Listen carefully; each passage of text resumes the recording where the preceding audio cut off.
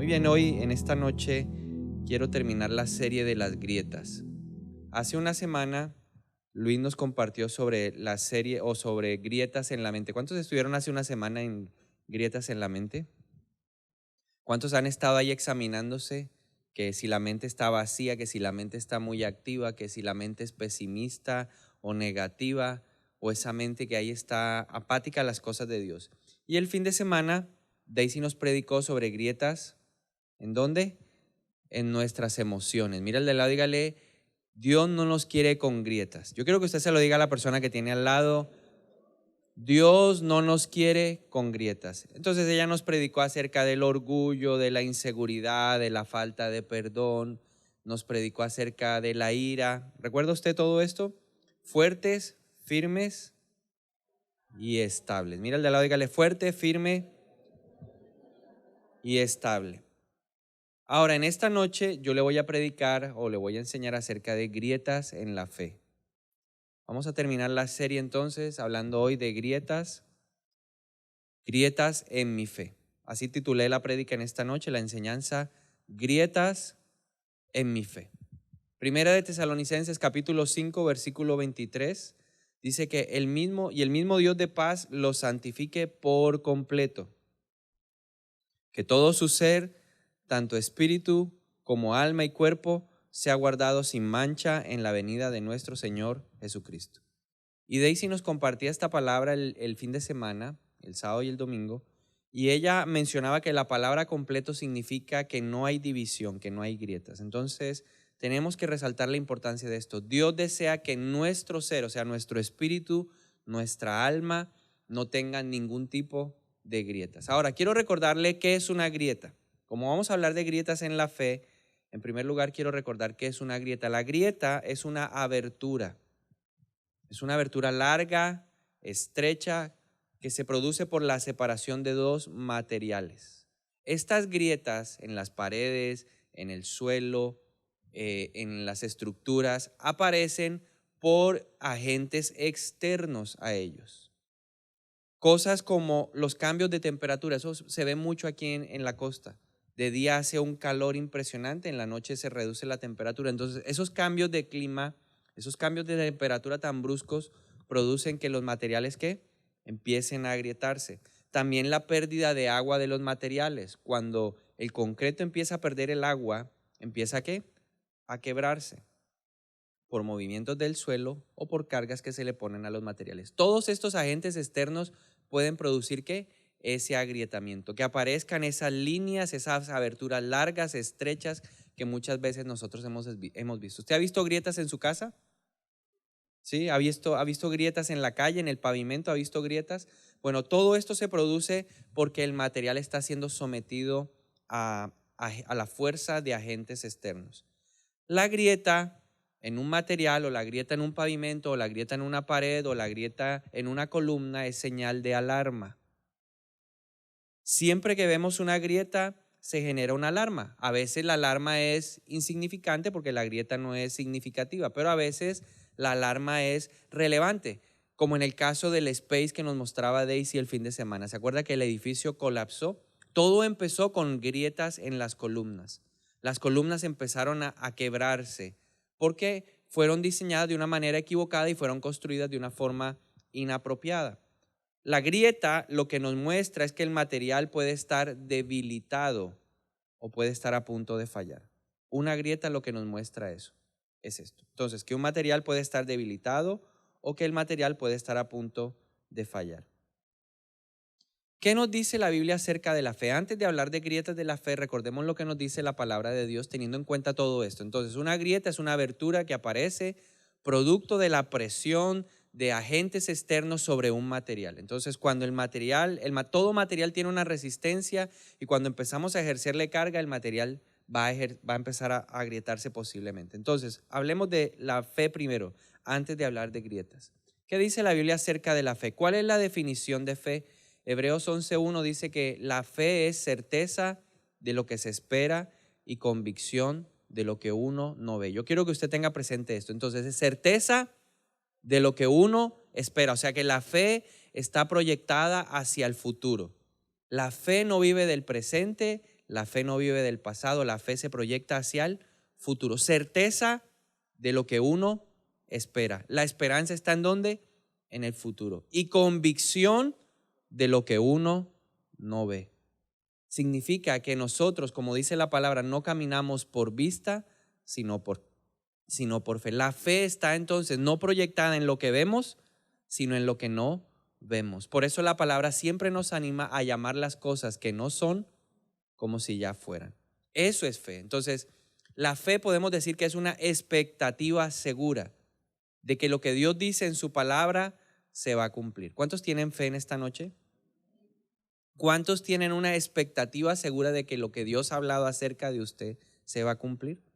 Yo tengo fe de que el día que yo me muera me voy a la presencia de Dios, porque la Biblia dice que a todo aquel que reconoce a Jesús como Señor y Salvador, aunque muera, vivirá. Entonces yo tengo esa expectativa, tengo esa certeza, tengo esa convicción de que eso va a suceder, pero no solamente eso en el futuro, sino todo lo que Dios tiene para mí aquí en la tierra. La Biblia dice que nosotros veremos todo lo bueno de Dios aquí en la tierra. Veremos la bondad de Dios en la tierra de los vivientes. ¿Usted lo cree? Entonces mire el de lado y dígale, yo voy a ver la bondad de Dios aquí en la tierra. ¿Por qué creemos eso? Porque tenemos fe, porque tenemos convicción, porque tenemos certeza, porque hay una expectativa segura de que eso que dice la palabra de Dios es una realidad. Eso es fe. Hay que entender también que todos tenemos una medida de fe. Mira el de lado y dígale, tú tienes una medida de fe. Esa medida de fe es depositada en nosotros. Inmediatamente reconocemos a Jesús como Señor y Salvador. Todos, levante la mano conmigo y diga, yo también. Todos tenemos una medida de fe. Todos. O sea que frente a las circunstancias de la vida, nosotros tenemos una fe que nos ayuda a resistir las circunstancias que nos abaten o que nos enfrentan. El apóstol Pablo dice en Romanos capítulo 12, versículo 3 lo siguiente. Digo pues a cada uno de ustedes por la gracia que me ha sido dada, que nadie tenga más alto concepto de sí que el que debe tener. Más bien que piensen con sensatez conforme a la medida de fe que Dios repartió a cada uno. Así que Dios no se quedó, Dios nunca es limitado, Dios tiene la capacidad de darnos a todos. Y cuando nosotros nos acercamos a Dios y cuando abrimos nuestro corazón, Él nos dio a cada uno una medida de fe. Esa fe tiene una resistencia. Así como los diferentes materiales, el concreto tiene una resistencia, el acero tiene otra resistencia, la madera tiene una resistencia, cada uno tiene una resistencia de fe en este momento, que es la que nos permite enfrentar las dificultades. La Biblia dice que nosotros no vamos a enfrentar una prueba que no seamos capaces de soportar. ¿Por qué podemos soportar las diferentes pruebas y adversidades de la vida? Porque tenemos una medida de fe. Porque hay algo dentro de nosotros que nos permite creer, hay algo dentro de nosotros que nos permite tener convicción, hay algo dentro de nosotros que nos permite tener expectativas. Eso se llama medida de fe. La medida de fe es lo que me permite vivir diariamente y es lo que Dios quiere que yo use en mi vida diaria. La medida de fe para el Señor debe crecer. La fe es un fruto del Espíritu Santo, lo dice Pablo en Gálatas capítulo 5, versículo 23 en adelante, ¿verdad?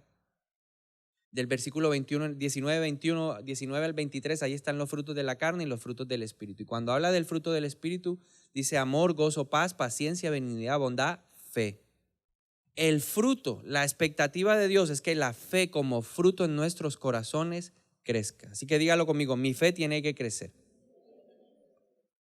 Pero la pregunta es, si la fe es una convicción que viene del Espíritu Santo, si la fe es una certeza que Él pone en nuestro corazón, ¿cómo podemos nosotros lograr que la fe crezca? La Biblia dice en Romanos 10:17 la fórmula para que la fe crezca en nuestros corazones.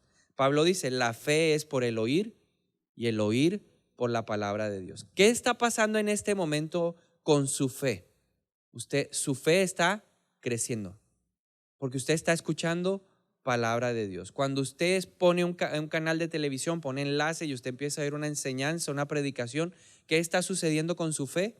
Su fe se está fortaleciendo. Cuando usted va en el carro y va escuchando una cadena radial de las que tenemos acá, que son cristianas, y hay una enseñanza, hay una predicación, están orando, usted está escuchando palabra, la fe está creciendo, porque la fe viene por el oír y el oír por la palabra de Dios.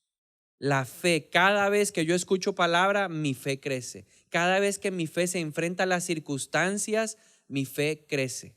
Aunque el resultado, yo quiero que usted tenga presente esto, aunque el resultado de lo que nosotros obtengamos de esa circunstancia no sea el que esperemos, la fe sí creció.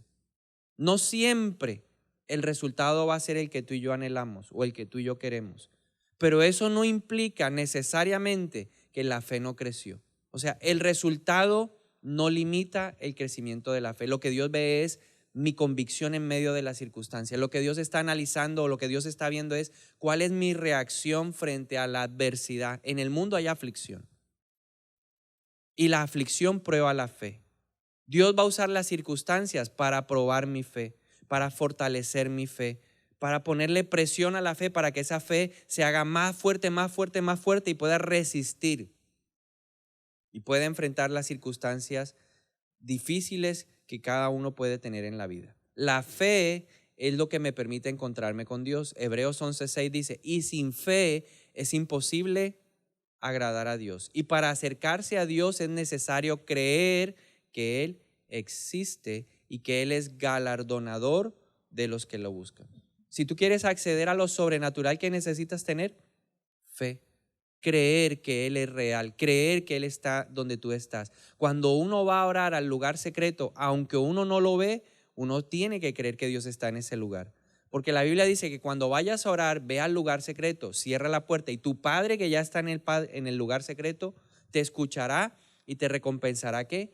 En lo público. La fe es la que me permite ser justificado. La Biblia dice que fuimos justificados por la fe. Abraham es el padre de la fe porque él creyó sin haber visto. Jesús dijo, bienaventurados todos aquellos que creen sin haber visto. Entonces, ¿qué nos decía Pablo al principio en 1 de Tesalonicenses 5:23? Que él quiere que todos nosotros, en toda la integridad de nuestro ser, espíritu, alma y cuerpo, seamos compactos. Que mi mente sea una mente compacta, sin grietas. Que mis emociones sean unas emociones compactas, sin grietas. Pero también desde el punto de vista espiritual, Dios quiere que yo sea una persona compacta, que mi fe sea compacta, que mi fe no tenga grietas, que mi fe no falle. Pero nosotros tenemos que estar alertas. La Biblia dice que tenemos que aprender a entender que el enemigo siempre anda como un león rugiente. Yo le decía hace un momento que las grietas se producen por movimientos o por agentes externos a los materiales. Cuando uno construye una casa, las grietas aparecen porque la tierra empieza a moverse, porque la tierra empieza a sentarse. El peso de la casa hace que el suelo empiece a ceder. Todos esos movimientos externos empiezan a producir grietas. El mismo peso que le pone a uno a la casa, la cubierta, las tejas, el cielo raso, los abanicos, la carga de la cama, todas esas cosas hacen que las paredes se puedan agrietar. De la misma manera, mi fe, que Dios quiere que sea compacta, el enemigo la va a buscar agrietar. ¿Cómo? La Biblia nos dice cómo. Lucas capítulo 22, versículo 31 al 32. El Señor Jesús le está hablando a Pedro, está a punto de ser entregado a Jesús. El Señor lo confronta y le dice, Simón, Simón, he aquí que Satanás me ha pedido para zarandearte como a trigo. Pero yo he rogado por ti para que tu fe no falle. ¿Qué es lo que pide Satanás? Zarandearnos. La palabra zarandear significa mover una cosa de un lado a otro con rapidez y energía. ¿Qué es lo que quiere hacer Satanás todos los días? Estremecernos. Yo quiero que usted estremezca al de al lado, así de paso le quita el frío. Eso es zarandear. ¿Qué es lo que hace el enemigo con nuestra fe? Zarandearnos. Constantemente nos está moviendo para ver cómo está nuestra fe. Porque los movimientos pueden producir ¿qué? Grietas.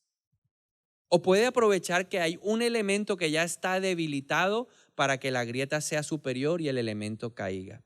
Eso fue lo que sucedió en el Space. Habían elementos estructurales que ya estaban ¿qué? Agrietados. Y los movimientos naturales de la tierra empezaron a ahondar el problema hasta que finalmente la estructura no soportó más y se cayó. Las demás torres, solo se cayó una torre, las demás torres fueron demolidas porque ya estaban presentando el mismo problema de falla estructural. ¿Qué usa el enemigo para zarandearnos?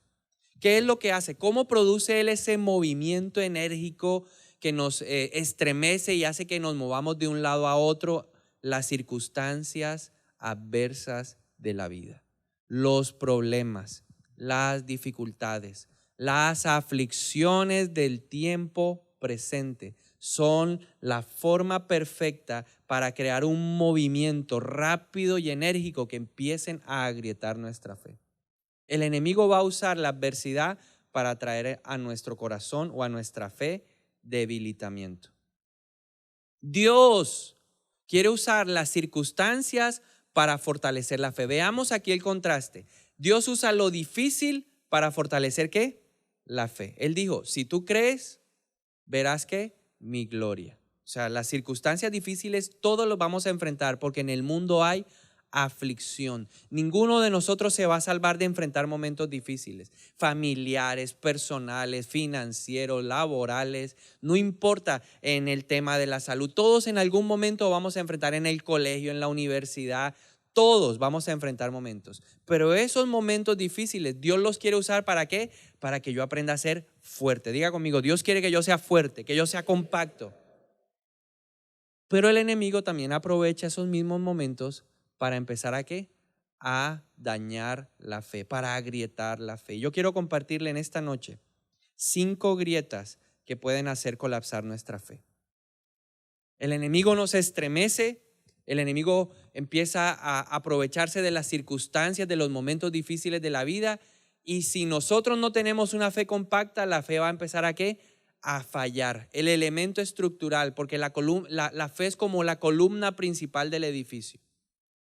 Sin fe es imposible agradar a Dios. Sin fe es imposible acercarse a Dios. Entonces, cuando mi fe no está fuerte, cuando el elemento estructural no está sólido, puede colapsar. El primero de ellos, o la primera grieta que podemos enfrentar, se llama la ignorancia de la palabra de Dios. ¿Por qué falla la gente? ¿Por qué reacciona la gente contrario a lo que dice la palabra de Dios?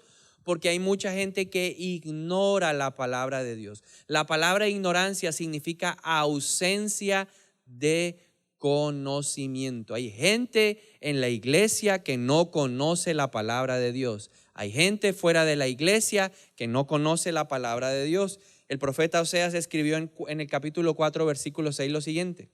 Dios está hablando y dice, mi pueblo es destruido porque carece ¿de qué? ¿Por qué el pueblo es destruido?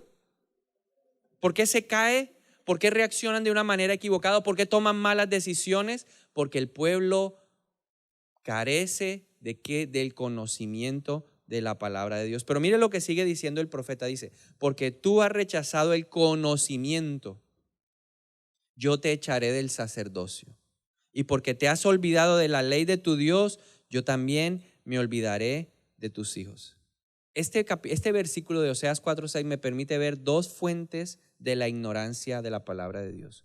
Primera fuente, el desconocimiento. O sea, yo perezco porque no conozco la palabra de Dios, porque nadie me ha hablado de la palabra de Dios. Antes de que yo conociera al Señor Jesús, antes de que yo estableciera una relación, nunca había leído la Biblia. Me basaba en lo que de pronto un sacerdote hablaba en una Eucaristía, pero yo nunca había tomado en mis manos la palabra de Dios. Nadie me había animado a que yo misma la leyera. Nadie me había dicho que yo podía leerla. Tenía una cantidad de fantasmas en la mente, fortalezas que me impedían leer la palabra de Dios. Y hay mucha gente en el mundo hoy que va caminando y hace cosas que la Biblia dice que no las hagan. Por ejemplo, la Biblia dice que no debemos servir de fiadores, pero mucha gente lo hace. ¿Por qué? Porque no conoce la palabra de Dios. La misma Biblia dice, mire, no se meta en ese lío, a menos de que usted quiera regalarle esa plática al que se la prestó. Yo he tenido gente que llega aquí corriendo, ay Dios mío, ¿qué hago? ¿Qué hago? Mire, ¿cuál es su problema? Es que presté plata. Salí de fiador. Yo le firmé unos papeles a una persona para sacar un apartamento y ahora esa persona no aparece, no quiere pagar. Ahora ¿yo qué hago? Pues pague. Porque la Biblia dice que el que sale fiador está aceptando esa deuda. Pero la gente no conoce la palabra, entonces caen en ese error. Hay caminos que al hombre le parecen buenos, pero su fin es la muerte. ¿Producto de qué? De que desconocen la palabra. Pero hay otra fuente, y aquí Oseas dice, le está hablando a los sacerdotes, tú has rechazado la palabra. Y eso significa que despreciamos la palabra de Dios. Y a mí hay algo que me impresiona o que me impacta mucho en la iglesia. Y constantemente yo lo estoy trabajando de pronto con mis ovejas o con personas que yo conozco, con las que puedo tener algo de confianza. Y siempre les estoy preguntando, bueno, ¿cómo vas en el devocional? ¿Cómo lo estás leyendo? Y mire, hay gente que de manera increíble deja de leer la Biblia. Un día que yo no la lea es una forma de despreciar la palabra de Dios. Todos los días debemos meditar. El Señor le dijo a Josué, ¿quieres que te vaya bien? ¿Cuántos quieren que les vaya bien en la vida? El Señor le dijo a Josué, Josué, lo siguiente, está en el capítulo 1, le dijo, Josué, medita en la ley del Señor de día y de noche. Yo me hago una pregunta, ¿por qué no leemos la palabra de Dios todos los días? Porque a veces necesitamos como un policía que nos esté diciendo, muéstreme a ver si leyó la palabra. ¿Por qué no está leyendo la palabra? ¿Qué es lo que le está hablando el Señor? ¿Por qué es tan superficial con el Señor? Simplemente porque por pereza desechamos la palabra. Nos gana la pereza. Pregúntele de lado y pregúntele, dígale si realmente lee la palabra todos los días. Porque no leerla todos los días es despreciar la palabra. ¿A cuánto les cuesta leer la palabra de Dios todos los días? Sea sincero y levante la mano y diga, a mí me cuesta, es difícil. Y de pronto abrimos el devocional que tenemos en la iglesia y dice uno, ¡ah! 5 capítulos. Eso está largo, está muy difícil, largo. Pero es Dios llamándonos la atención. ¿Qué pasa cuando uno rechaza la palabra? Cuando uno desconoce la palabra. Dice, primero, trae destrucción. Segundo, al que conoce la palabra y la desecha, o sea, al que desprecia leer la palabra de Dios, conociéndola, Dios lo echa del sacerdocio. Pierde un privilegio. Empezamos a perder privilegios divinos. Dice, te olvidaste de la ley de Dios y por lo tanto yo me olvidaré de tus hijos. Dios empieza a olvidar de la persona que se olvida de él. Hay 3 tipos de ignorancia para que lo tengamos presente. Uno es no saber lo que debería saberse. Entonces hay gente que vive la vida sin saber lo que debería saber. Hay otro tipo de ignorancia que es saber mal lo que se sabe. Entonces viven de lo que otros le cuentan acerca de la palabra de Dios. Ah, sí, la Biblia dice tal cosa. La Biblia dice, ayúdate que Dios te ayudará. Y eso no lo dice la palabra. Al que madruga, Dios lo ayuda. Eso es una mentira, eso no lo dice la palabra de Dios. En ninguna parte está escrito, eso simplemente sabe uno mal lo que sabe. Y finalmente otro tipo de ignorancia es saber lo que uno no debería saber. Entonces, no saber lo que uno debería saber, saber mal lo que uno sabe y saber lo que uno no debería saber. El problema de la ignorancia, esta grieta me aleja de Dios. Un pensador dijo, todo lo que se ignora se desprecia. Cada día yo quiero que usted lo piense y se vaya con este pensamiento en su cabeza y en su corazón. Cada vez que usted diga, uy, qué cosa tan larga, ay, qué pereza, ay, qué jartera leer el libro de Levíticos, usted está despreciando a Dios. Todo lo que se ignora se desprecia. Aún en el libro de Levíticos Dios te puede hablar. Aún en el libro que menos te gusta de la palabra de Dios, a mí no me gusta cantar de los cantares, pero un día Dios me habló en Cantares 3:20 y habló a mi corazón. Entonces no podemos despreciar nunca la palabra de Dios. Efesios 4:17 al 18 dice, esto digo e insisto en el Señor, que no se conduzcan más como se conducen los gentiles, en la vanidad de sus mentes, teniendo el entendimiento entenebrecido, alejado de la vida de Dios por la ignorancia que hay en ellos. ¿Qué nos aleja de la vida que hay en Dios? La ignorancia. ¿Qué nos aleja de Dios? La ignorancia, no saber cómo debemos hablar, no saber cómo debemos pensar, no saber cómo debemos relacionarnos. Cuando uno sigue leyendo Efesios capítulo 4, ahí dice, vivan como hijos de luz.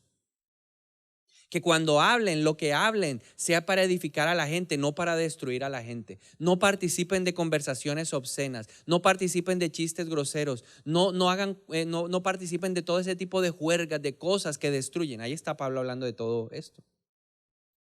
Pero es el desconocimiento y la ignorancia la que nos lleva a vivir una vida alejada de Dios, una vida sin Dios. El necio dice, no hay Dios. Ahora, si ese puede ser una grieta que tenemos hoy porque no hemos leído la palabra, porque la leemos muy poco, porque tenemos poca relación con Dios a través de su palabra, hay una forma de sanar la grieta. Hay una forma de resanarla. Normalmente cuando hay una grieta lo que hacen es abrirla más, le echan un material flexible, la resanan y vuelven y pintan y siguen revisándola. Pero la forma de sanar esta grieta es pedirle a Dios un corazón enseñable y pedirle al Espíritu Santo que le dé disciplina para leer la palabra de Dios todos los días. Si a usted no le gusta leer la Biblia, esta noche yo voy a orar para usted para que usted le coja amor a la palabra de Dios. Dígale, Señor, dame amor por tu palabra. Enséñame a leer tu palabra. Tráeme revelación a tu palabra, que yo la pueda leer todos los días. Mire lo que dijo el mismo Oseas, el mismo que dijo que el pueblo perecía por falta de conocimiento. En Oseas 6:3 dijo, conozcamos y persistamos en conocer a quién. Dígalo conmigo, yo voy a conocer y voy a persistir en conocer al Señor. La única forma para conocer a Dios es leyendo su palabra. Ahí está la revelación de quién es Él. No podemos ser flojos, perezosos a la hora de leer la palabra. Necesitamos, dígalo conmigo, yo necesito leer la palabra todos los días y necesito meditar en ella de día y de noche. ¿Usted quiere que le vaya bien? La fe es llamar la certeza, es certeza de lo que se espera y convicción de lo que uno no ve. La fe, Dios me habla a través de su palabra, me da promesas y yo me apropio de ellas, sabiendo quién es Él, que Él es inmutable, que Él es fiel, que Él no cambia, que Él es omnipotente, que Él es omnipresente, que Él es omnisciente. Su carácter es lo que me permite sostener mi fe. Pero necesito leer la palabra. Entonces, grieta número uno, la ignorancia de la palabra de Dios. Número dos, la incredulidad. ¿Qué es la incredulidad? La incredulidad es ausencia total de fe. Es la antítesis de la fe. Es todo lo opuesto. Es no creer en lo que dice la palabra de Dios. Pero también la incredulidad es tener reservas a la palabra de Dios. La Biblia dice que nosotros no deberíamos agregarle nada a la palabra. Pero también Moisés escribió en Deuteronomio capítulo 4, versículo 2, que tú y yo no deberíamos quitarle nada a la palabra de Dios. Que cuando Dios habla, nosotros deberíamos creerla en su integralidad. Mire lo que dijo Moisés, Deuteronomio 4, 2. No añadan a las palabras que yo les mando, ni quiten de ellas. La incredulidad empieza a quitarle cosas a la palabra de Dios. Entonces, creemos que Dios puede sanar, pero no creemos que nos puede sanar a nosotros. Eso es incredulidad. Quitarle, restarle, mermarle cosas a la palabra de Dios. La incredulidad me lleva a poner en tela de juicio el carácter de Dios, el poder de Dios, lo que Dios hace, lo que Dios es capaz de hacer en nuestra vida. La incredulidad fue lo que produjo que Adán y Eva pecaron. Génesis capítulo 3. Está en la conversación, llegó la serpiente, se le acercó a Eva y le dijo, ¿qué dijo el Señor? ¿Qué fue lo que dijo Dios? No, que yo puedo comer de todos los árboles que hay en este lugar, menos de ese árbol que lo llaman el árbol del conocimiento del bien y del mal. Dios dijo que si yo comía del fruto de ese árbol, o Dios le dijo a Adán y Adán me dijo a mí que si yo comía del fruto de ese árbol, pereceríamos. ¿Qué le dijo la serpiente a Eva? Le dijo, con que Dios ha dicho esto, ¿empezó a qué? A quitarle cosas a la palabra. Dios dijo eso. Eso no es verdad. Dios dijo eso. Eso no es una realidad. Y Eva, motivada por la incredulidad que le sembró el enemigo, probó el fruto prohibido.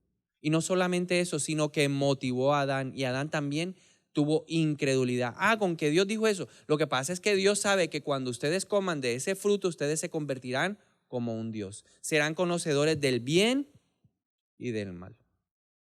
La incredulidad puso en tela de juicio el carácter de Dios. ¿Qué era lo que Dios estaba haciendo? Protegiendo a Adán y a Eva. Los estaba guardando de que fueran conocedores del mal. Ellos eran conocedores de lo bueno, de Dios, tenían relación con Dios, pero ellos le quitaron un pedazo a la palabra. Y el enemigo es experto en sacar esto. Cuando yo saco cosas del contexto de la palabra, me convierto en una persona incrédula. No es solamente ausencia de fe, sino restarle, quitarle, acomodar la palabra a lo que yo quiero. La incredulidad no le permitió a Jesús hacer milagros en Jerusalén, en Nazaret, perdón. Mateo capítulo 13, versículo 58 dice, y no hizo allí muchos milagros a causa de la incredulidad de ellos. Y cuando uno lee este mismo pasaje paralelo en el libro de Marcos dice, y Jesús quedó asombrado por la incredulidad que había en ese pueblo. ¿Por qué la gente estaba incrédula? Porque ellos empezaron a cuestionar lo que Jesús hacía. Ellos empezaron a decir, bueno, ¿y este no es el hijo de María y de José el carpintero? ¿No conocemos a los hermanos de este? ¿No conocemos a las hermanas de este? ¿No es este el que hacía muebles aquí? ¿No era el que hacía camas? Cuando nosotros empezamos a cuestionar la palabra de Dios, lo que hay en nuestro corazón es incredulidad. Pero es que esa cosa que están haciendo allá en televisión, cuando empezamos a cuestionar las cosas que Dios hace a través de otros ministerios, estamos llenos de ¿qué? De incredulidad. Yo le voy a dar un consejo en esta noche. No hable nada de lo que no sabe. Los fariseos empezaron a hablar de lo que no sabían y empezaron a atribuirle las obras del Espíritu Santo a Satanás. Y Jesús dijo, ese es un pecado que se llama blasfemia. El consejo que yo le puedo dar es, quédese ¿qué? Callado. Mira el de al lado y dígale, no hable de lo que no sabe. El problema de la incredulidad es que se centra en nuestra mente. Al igual que la ignorancia está en nuestra mente, la incredulidad trabaja en nuestra mente. Y nos lleva a que le demos más trascendencia a lo que vemos que a lo que oímos. La incredulidad hace que tú le des más trascendencia a lo que ves que a lo que oyes. La fe viene por el ¿qué? Por el oír, no por el ver. Llama lo que no ha sucedido como si ya existiera. O sea, velo en tu interior y decláralo sin que suceda. Eso es fe. Pero la incredulidad trabaja de la forma inversa. Trabaja más por la vista que por lo que han oído. Le pasó a Tomás. ¿Recuerda usted ese discípulo del Señor? Le dijeron los otros, el Señor resucitó, hemos visto a Cristo resucitado, nos visitó, porque la primera vez que llegó Jesús a donde estaban los discípulos, Tomás no estaba. ¿Cuál fue su reacción cuando los otros le contaron? No les creyó, le restó a la palabra, le quitó a lo que Dios estaba haciendo, le mermó al carácter de Dios. ¿Y qué dijo? Pues yo necesito meter el dedito en el huequito, yo necesito poner el dedo en la mano, necesito meter el dedo en los pies y poner la mano en el costado. Y Jesús le dijo, el que cree sin haber visto, ese es llamado bienaventurado. Mateo capítulo 17, versículo 14 al 20. No solamente Tomás sufrió de incredulidad, Juan el Bautista, Juan el gran profeta, el superprofeta de Dios, el que abrió camino en el desierto, el que habló y dijo que él no era digno de desatar el calzado de aquel que vendría después de él, aquel que vio cómo el Espíritu Santo descendió de forma visible sobre Jesús y escuchó una voz del cielo que dijo, este es mi Hijo amado en quien tengo complacencia. Ese fue aquel que dijo que ese era el Cristo, el Mesías. También fue un hombre lleno de incredulidad. Lleno de incredulidad. Otro pasaje, Mateo 17, 14 al 20 dice, cuando llegaron a la multitud, vino a él un hombre y se arrodilló delante de él. Este es un padre que estaba con un hijo endemoniado. Y le dijo, Señor, ten misericordia de mi hijo que es lunático y padece gravemente. Pues muchas veces cae en el fuego y muchas veces en el agua. Lo traje a tus discípulos y no lo pudieron sanar. Jesús respondió y dijo, oh generación incrédula y perversa, ¿hasta cuándo estaré con ustedes? ¿Cómo era esa generación? Incrédula y perversa. ¿Hasta cuándo estaré con ustedes? ¿Hasta cuándo lo soportaré? Tráiganmelo acá. Jesús lo reprendió y salió el demonio de él. Y el niño fue sanado desde aquella hora. Luego los discípulos se acercaron en privado porque no se atrevieron a preguntarle en público y le dijeron, ¿por qué no pudimos echarlo nosotros fuera? Y Jesús les dijo, ¿por causa de qué? De la poca fe. No tuvieron fe. No tuvieron la fe suficiente. Porque de cierto les digo que si tienen fe como un grano de mostaza, dirán a este monte, pásate de aquí a allá y pasará. Nada les será imposible. La incredulidad es peligrosa porque detiene el mover sobrenatural de Dios en nuestra vida. No vamos a ver milagros por ser personas incrédulas. Nos aparta de la voluntad de Dios.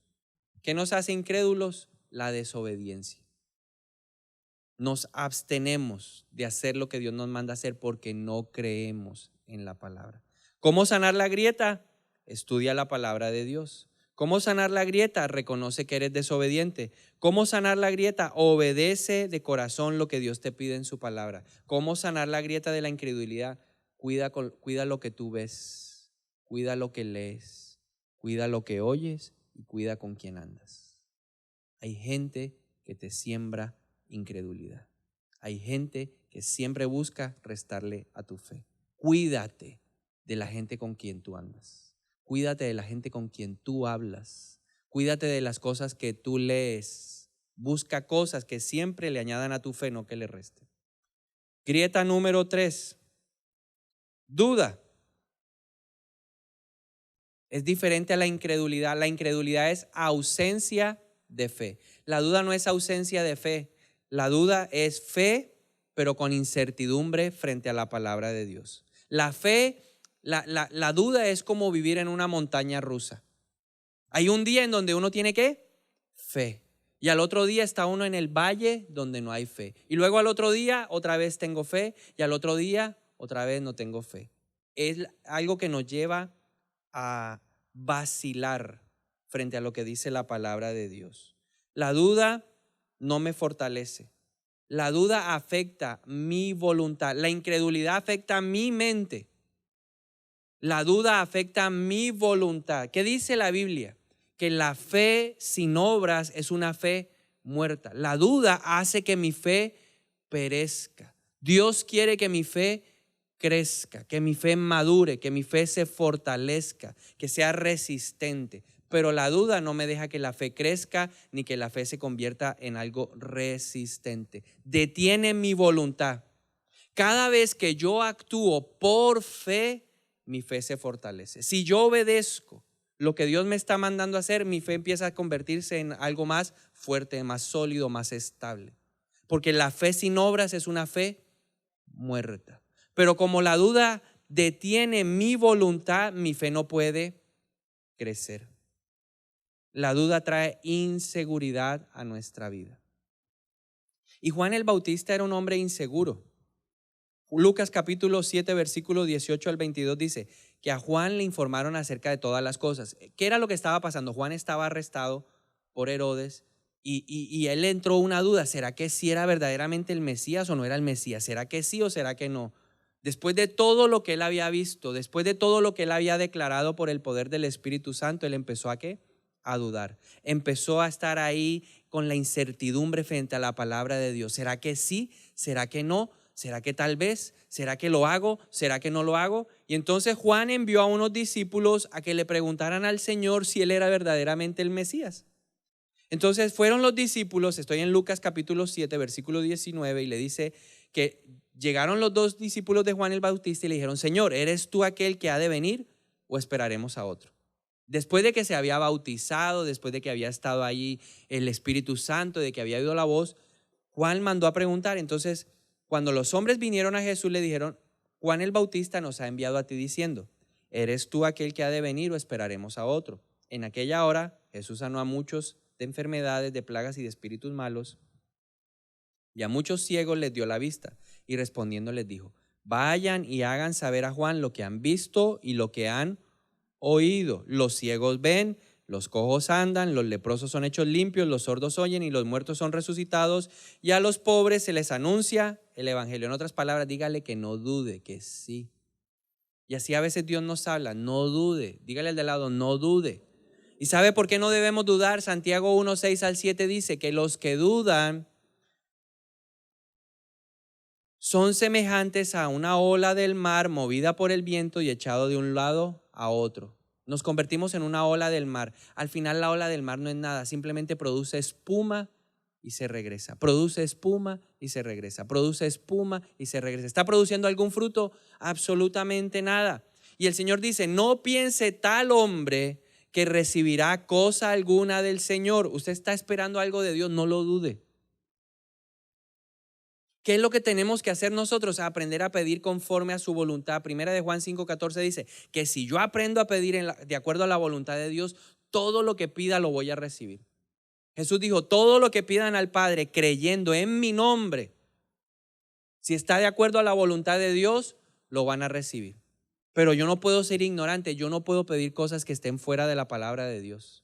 Señor, dame la lotería, dame el baloto. Dígale al de al lado, fuera de lugar. Porque Dios dice que Él odia, aborrece los juegos de azar. Entonces usted no sigue, Señor, y si me sale el baloto yo te doy, no el 10, el 50%. Eso no le va a llegar. Por la ignorancia de la palabra de Dios, pero también porque usted empieza a hacer cosas que no están conforme a la voluntad de Dios. Entonces, la gente que tiene la duda es gente de doble ánimo, tiene doble personalidad. Un día piensan una cosa, otro día piensan otra cosa. Y eso es un demonio llamado doble personalidad. Te hace retroceder y no te permite recibir cosa alguna de Dios. ¿Cómo enfrentar la duda?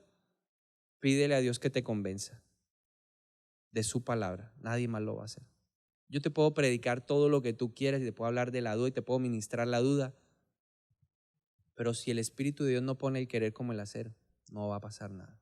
¿Tiene duda en su corazón? Haga lo que hizo Juan.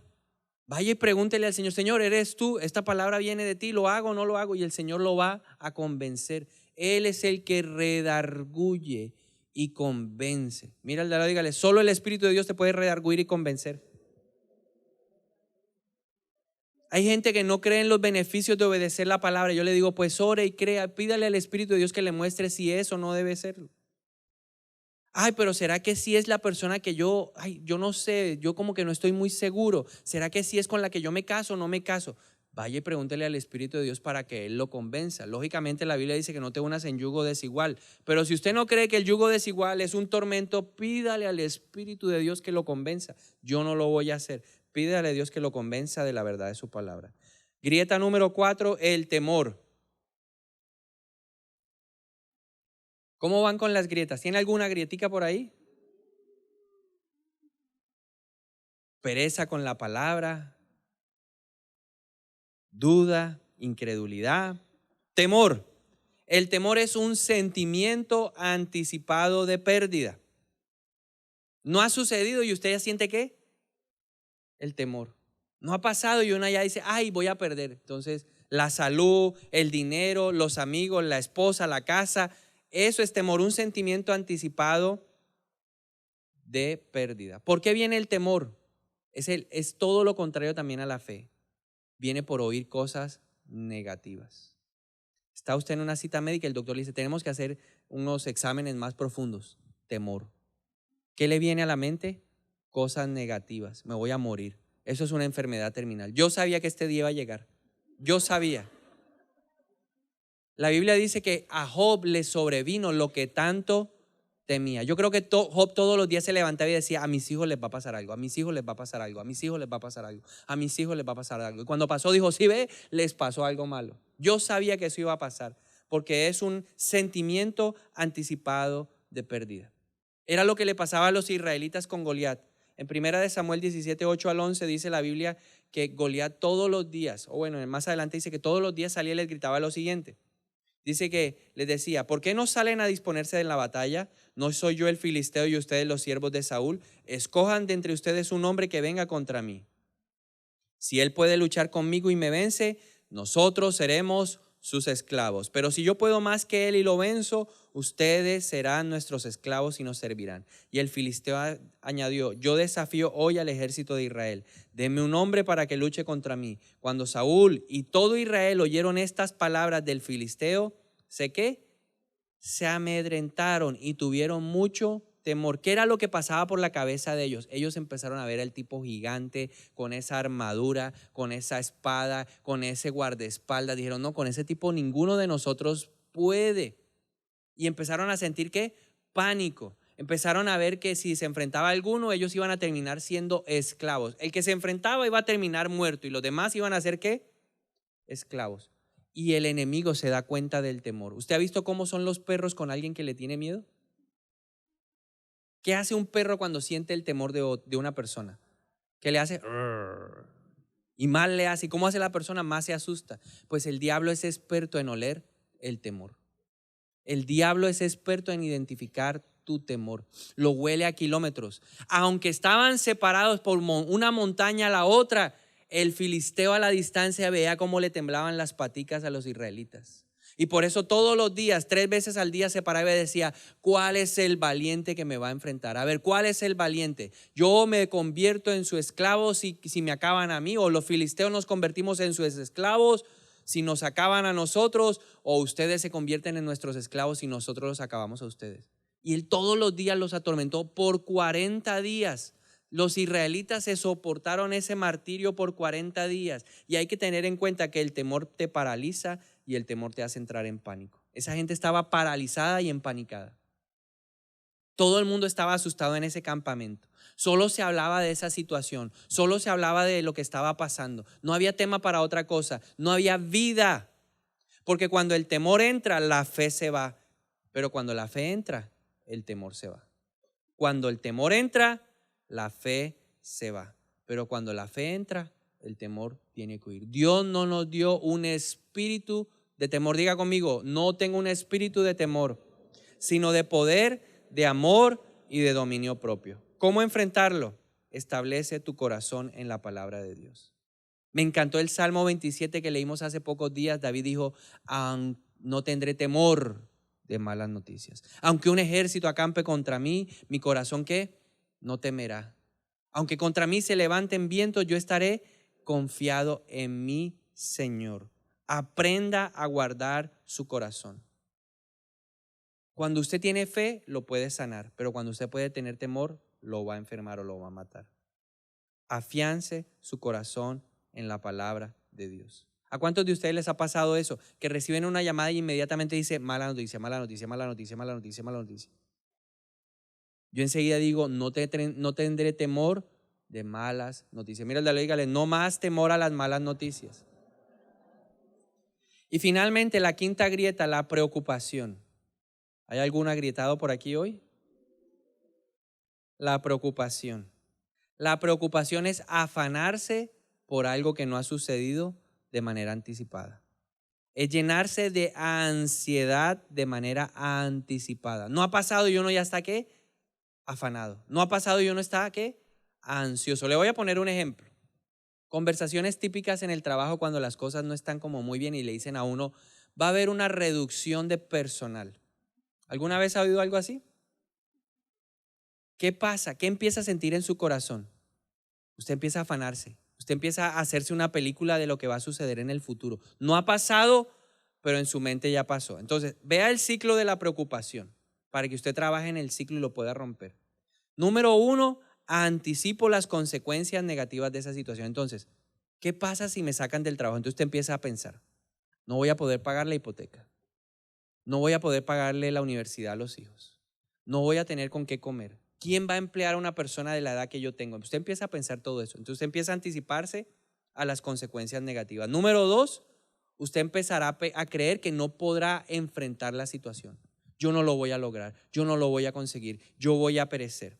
Número 3, me centro en las emociones negativas que ocurrirán si el evento sucede. Entonces las traigo al tiempo presente. Algo que no ha sucedido en el futuro, lo traigo. Entonces me lleno de ansiedad, me lleno de angustia, no duermo, insomnio, obsesión, preocupación. No empiezo a comer o empiezo a comer de manera obsesiva, porque la preocupación produce adicciones. La preocupación produce obsesión. No dejo de pensar en eso, no dejo de hablar en eso. Empiezo a comer de manera compulsiva, me como las uñas, dejo de comer, empiezo a trabucar todo lo que como. Empiezo a tomar pastillas, empiezo a sentirme nervioso porque estoy trayendo algo que podría suceder en el futuro, pero que no ha ocurrido, pero yo lo quiero vivir y empiezo a sentirlo como si fuera algo real. Y número 4, te obsesionas con el tema. Ese es el ciclo. Anticipo las consecuencias negativas y empiezo a pensar que no voy a salir. Y luego me empiezo a vivir las emociones negativas que traen adicciones, que traen obsesión. Y yo debo tener presente que la preocupación llena mi fe, llena mi mente de pensamientos negativos. Me llena de perturbación, me obsesiona y trae sufrimiento en el presente que Dios no quiere. ¿Cómo enfrentarlo? Primera de Pedro 5:7 dice, echen sobre Él toda su ansiedad, porque Él tiene cuidado de ustedes. El apóstol Pablo dijo, no se afanen, no se angustien por nada, sino que oren, presenten sus peticiones con súplica, ruego y acción de gracias. Yo le hago una pregunta. Si todo lo que nos preocupáramos lo invirtiéramos en oración, ¿cómo estaría nuestra fe? Y termino con esto. Esta es la frase que yo quiero que usted se lleve. Dios quiere que mi fe sea compacta. Dios quiere una fe sin grietas. Porque cuando mi fe es compacta, cuando mi fe está sin grietas, yo voy a ver la gloria de Dios. Dios se va a manifestar poderosamente en mi vida. ¿Quién es el responsable de cuidar las grietas? Yo. Yo soy el responsable de que no haya falta de conocimiento. Yo soy el responsable de identificar la incredulidad. Yo soy el responsable de vencer la duda. Yo soy el responsable de vencer la preocupación. Yo soy el responsable de echar fuera el temor. Yo soy el responsable. Dios ya me dio todas las herramientas necesarias. Ahora depende de mí. Yo quisiera que usted se pusiera de pie. Vamos a orar en esta noche. Señor, y reconocemos que hay grietas en nuestra fe. Y si usted ha visto y ha podido detectar en esta noche grietas, le animo a que levante su mano y le diga, Señor, hay grietas. Y empecemos por la primera grieta. Señor, te pedimos perdón porque nos falta conocimiento. Porque dudamos del poder de tu palabra. Porque queremos seguir atados, encadenados. Reconocemos que ha habido pereza por tu palabra. Pero hoy te pedimos perdón en el nombre de Jesús. Y hoy declaramos y oramos en el nombre de Jesús para que en nuestro corazón se produzca un despertar espiritual. Y yo oro hoy, Señor, por todas las personas que necesitan un despertar espiritual con tu palabra. Que amen tu palabra. El salmista dijo, amo tu palabra. Para mí tu palabra es como la miel dulce a mi paladar. La como por dentro y por fuera. Y te pido, Señor, que pongas ese querer como el hacer en cada persona en este lugar. Que todos nosotros amemos leer tu palabra. Renunciamos a esa pereza hoy en el nombre de Jesús. Renunciamos a creer que necesitamos a alguien persiguiéndonos para leer tu palabra. Yo quiero leer tu palabra, Señor. Enséñame a través de ella en esta noche, en el nombre de Jesús. Pero también presentamos hoy la incredulidad. No creer o retener o quitar porciones de tu palabra. No queremos, Señor, cuestionar tu carácter. Y por eso te pedimos perdón en esta noche, en el nombre de Jesús. Te pedimos hoy que nos ayudes a obedecer de corazón, para no ser más desobedientes. Te pido hoy, Señor, que nos ayudes a cuidar lo que vemos, lo que leemos, lo que oímos o con quien andamos. Si hay alguien que le esté restando a nuestra fe, revélalo hoy en el nombre de Jesús. Te presentamos la duda, Señor. No queremos ser como las olas del mar. No queremos ser la generación que no recibe nada por causa de la duda. Renunciamos a ella hoy en el nombre de Jesús y te pedimos que nos convenzas de la verdad de tu palabra. Si hay algo en lo que usted esté dudando hoy, dígale, Señor, convénceme. Espíritu de Dios, convénceme hoy en el nombre de Jesús. Pero también presentamos el temor. Todo miedo o todo sentimiento de pérdida anticipada lo ponemos delante de ti y renunciamos a él en el nombre de Jesús, porque Dios no me dio un espíritu de temor, sino de poder, de amor y de dominio propio, en el nombre de Jesús. Establece tu palabra en mi corazón. Enséñame a guardar tus preceptos en mi corazón. Tú me puedes sanar en el nombre de Jesús. Y finalmente ponemos delante de ti la preocupación. Tu palabra dice, por nada estén afanados. No queremos estar afanados, sino queremos aprender a orar. Y si hay algo que lo tiene hoy preocupado, ore por eso, con súplica, ruego y acción de gracias. Echamos fuera de nuestra mente los pensamientos negativos, echamos fuera de nuestra mente la perturbación, echamos fuera de nuestro corazón las cosas que nos obsesionan. Declaramos hoy que tú nos sanas, Señor, de toda adicción, de todo afán, de toda ansiedad, todo lo que está produciendo esta perturbación, tú lo sanas en esta noche, en el nombre de Jesús. Y echamos sobre ti toda nuestra ansiedad, porque tú cuidas de nosotros. Gracias, Señor, te damos en esta noche. Bendecimos tu palabra y te pedimos, Señor, que cierres las grietas hoy y que conviertas nuestra fe en una fe compacta, en una fe fuerte, en una fe firme, en una fe que alcance lo que aún no ha sucedido. Y empiezo a llamar lo que no ha sucedido como si ya existiera. Dame esa fe, Señor, en el nombre de Jesús. Yo lo animo que usted levante sus manos y pídale al Señor fe. Espíritu de Dios, dame fe. Yo te pido que nos des fe, que nuestra fe crezca, Señor, que nuestra fe pueda dar mucho fruto, que la fe se pueda medir por las obras que estamos haciendo, que aunque las circunstancias no sean fáciles, la fe en que todo va a salir bien, la fe que nos dice que a los que amamos todo ayuda bien, opere a nuestro favor hoy, en el nombre poderoso de Jesús. Yo te doy gracias por la medida de fe que nos has dado y porque esa medida de fe va a crecer en el nombre poderoso de Jesús. Amén. Si puedes creer.